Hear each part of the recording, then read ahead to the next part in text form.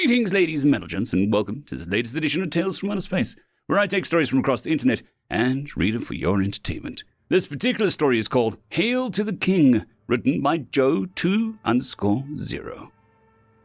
When we first encountered the human species, we had conducted ourselves as a conquering empire, glassing a colony that we had thought to be a primitive homeworld, and beginning the process of strip mining.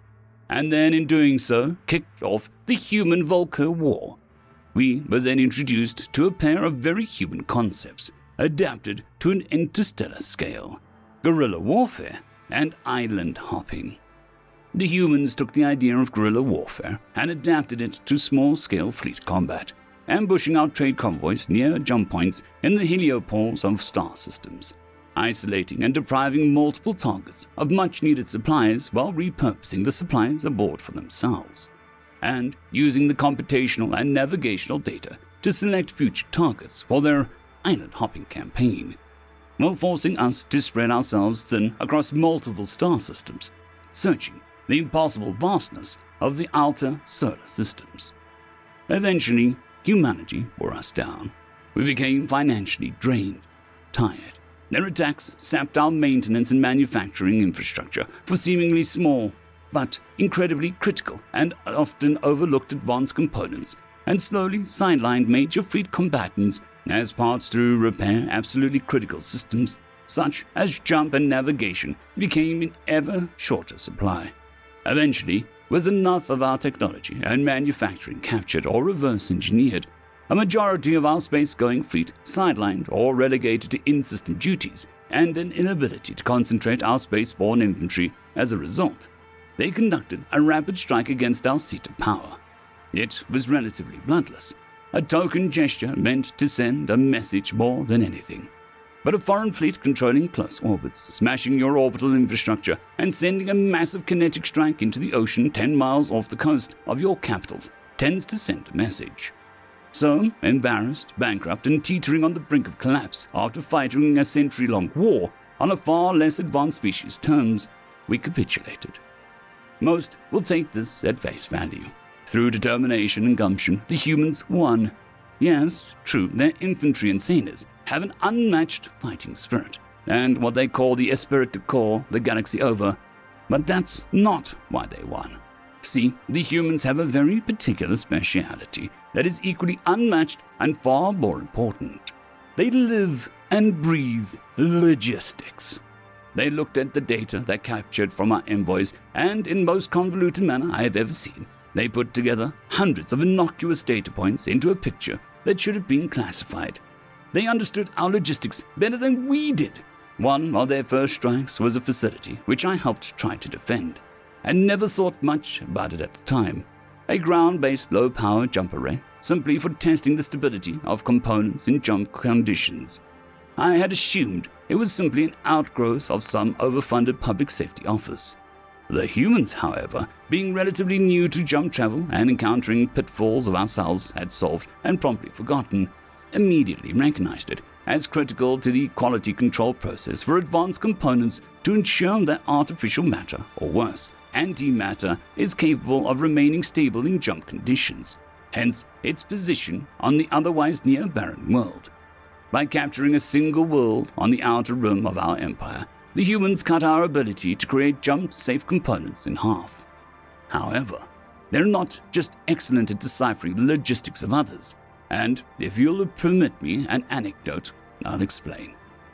About 20 years after the conclusion of the Proxima War, as the humans call it, we had made mutual peace, and humanity approached us with the Defense Pact as a method of protecting their investment in our reconstruction.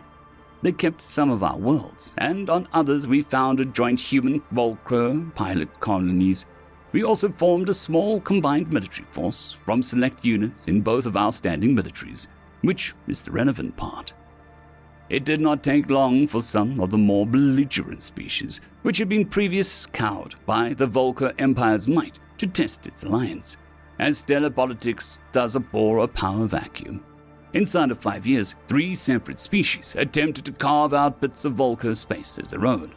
One attempt to incur on a human space, and nobody knows what the human response was, but the conflict lasted less than 24 hours, as measured on the human homeworld, and neither side will speak on the matter. To the point, however, one of those incursions into Volker space was directly on Volker's side of the border to human space, against one of the human Volker pilot colonies I mentioned. It doesn't have a Volker name with a right and proper glottal stop, but the human name is what everyone uses, Nootka. Joint Command was activated and Nootka defended. However, the human side of JCOM had an idea, a counter-offensive, to show that attacks will have consequences, or to use the human term I am particularly fond of, feck around and find out. The Volker side of JCOM was hesitant. We were still in the process of building our fleet back up to something that could be used for more than interior defense and patrol, and weren't sure that the Volker could manage to put together an expeditionary force. The humans replied, stating in clear terms that they would handle that aspect and would otherwise commit 2/3 of any infantry force and as many fleet assets as the force structure demanded. Assuming that the humans had some kind of upper limit on this, the Volker Defense Command put together a list of units, totaling about 30,000 infantry with the requisite supporting units, expecting that the humans would pick through and select a few of those units to accompany their own expeditionary force. Much to their surprise, the humans effectively looked at the list, nodded and said, "That'll do." In retrospect, that should have been something of a clue. Thus, I embarked on 1.5 Terran years of joint exercises, cross-training and pre-deployment workouts alongside human units. At some point along the way, the humans decided that our plasma casting weaponry was wholly inadequate and quite possibly offensive to their sensibilities. They seemed to believe, to a man, that pulling a trigger ought to result in a loud noise, and every unit was re-equipped at the battalion level with human battle rifles, machine guns, and anti-armor weapons. This later turned into an ongoing procurement contract for the entire Volker military, which, again, in retrospect, should have been another clue about humanity's logistical prowess. 18 Terran months later, we were on our way. It was our first engagement that had finally hit home exactly how serious the humans were about logistics.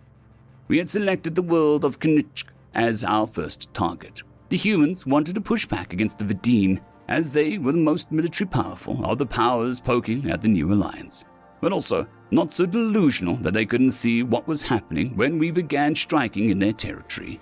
They had then deferred to the Volker intelligence unit abroad to decide which planet to strike. Knitsk was ultimately selected because it had a large spaceport, which was both attractive as a beachhead for the planetary assault, and also as a piece of infrastructure that made the planet valuable to keep when terms were delivered to the Vidine. The Volker contingent was selected as first to land, largely because our longer lifespans meant many of us had seen combat during the Proxima War, and that made us a valuable veteran component of the combined force. The human part of which was largely untested, save for the rare Lost Boys who had been part of humanity's initial counterattacks during the war and made it through, in part, due to time dilation, before humanity reverse-engineered our FTL. When my unit received our operational orders and any last-minute fragos, we had been assigned to Wave 1, LZ Olympus, with the tasking to take the spaceport control buildings. We would be preceded by the UNCA Marine Moose teams dropping from orbit to secure the LZ, after which the UNCA heavy lifter space planes would drop us and, to my surprise, armor and airmobile transport at the LZ. Had the humans somehow brought IFVs and non-space capable aircraft? Yes, they absolutely had. So we reported to our assigned dropship, a heavy space plane with a combination of air-breathing and close-cycled engines, which I came to know as a Stork, but was officially called something dull like Transport Air/Space Infantry CEX-24A, or something of the sort. We found that humans had swapped the normal backward-facing human jump seats that we had experienced during our cross-training with harnesses with Volker pattern buckles that were a far better fit for our Centaur-like, as the humans called it, frames. Again, they had seen the issue, prototyped, tested, and produced a solution in under 2 years. I, of course, took it for granted at the time. Then we dropped, It was a rough sight down, and by the time we reached the ground, the Moose teams had cleared us a perimeter, set up manpads positions, and UNCA Falcon and Flanker spaceplanes had secured local airspace and space superiority. The firefight at the control complex was tense but short, with the Vidine surrendering after about 2 hours. A UNCA Navy combat control team then took up residence, and the flood began. Lifter after lifter after lifter made the trip down and back up again. A human sector battalion was first, and expanded our zone of control to just outside the spaceport, into parts of the surrounding city. Then came all of the things, construction vehicles and forklifts, then the Konex boxes, thousands of Konexes over weeks. They slowed down over the first few days, as more infantry needed to get to ground as our zone of control expanded. But they did keep coming. Some had timber, others had powdered concrete, others still had rebar or electrical wire by the ton. Some of the Konexes were prefab habitation units or rec rooms. But the ones that truly made me understand human logistics came on the first day, not less than 24 hours after landfall. I saw some of the human infantrymen eyeing one particularly heavy lifter spaceplane as it came down for a final approach. I plodded over and sat on my haunches near them, intrigued but confused. Was this some new weapon they were excited to try? Some of their special operational power armor? Curious, I asked the nearest human what the fuss was, and his reply, "It's the king, man." Naturally, as you may know, humans are not led by a king. Well, some might be. They're still not truly united internally. But as far as I was aware, a king was a purely political role with no place in a war zone, and certainly wouldn't suffer being brought down in a shipping container of all things. I looked at him confused, and he just chuckled and gestured for me to watch, and I did.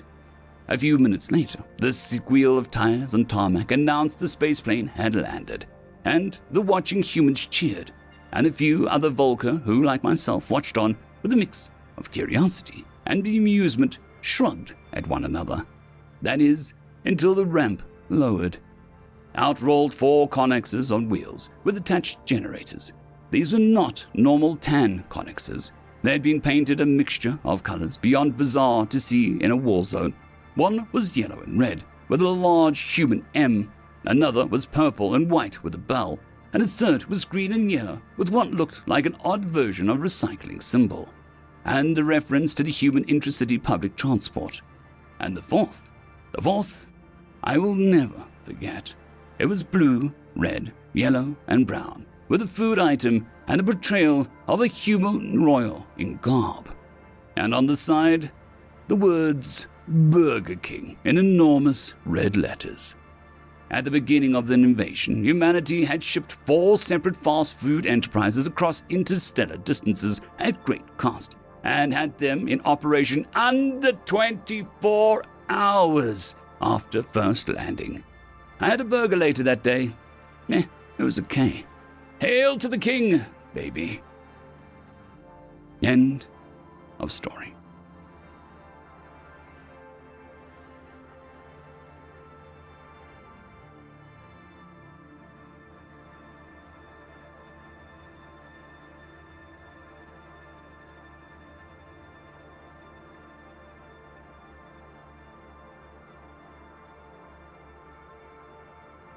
I would just quickly like to thank the T5 peeps: Dragon Soup, Cold War Boomerwaffen, Severin Cerberus, Red Panda 121, Leslie 517, Bushmaster 177, Caspar Arnold, Cam Maxwell, Sans the Skeleton, Lightjock, Dragzoon WRE, and Lord Asrigal. Thank you very much.